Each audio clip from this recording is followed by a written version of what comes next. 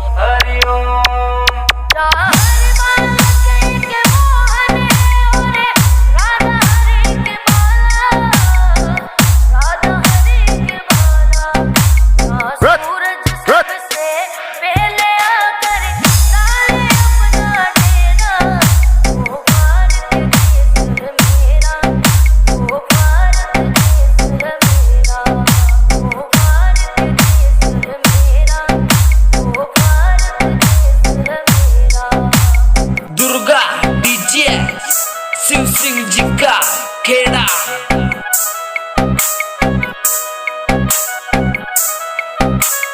DJ आशीष पांचल।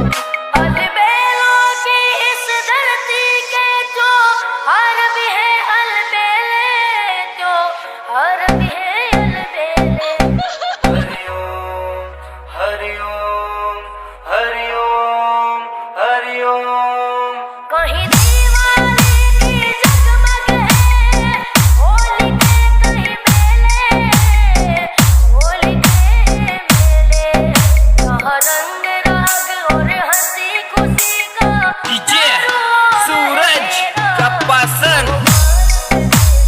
मेरा, वो भारत देश है मेरा। यहाँ डाल डाल पर सोने की चिड़िया करती है बसेरा। वो भारत देश है मेरा, वो भारत देश है मेरा। डीजे राहुल बंडवाल।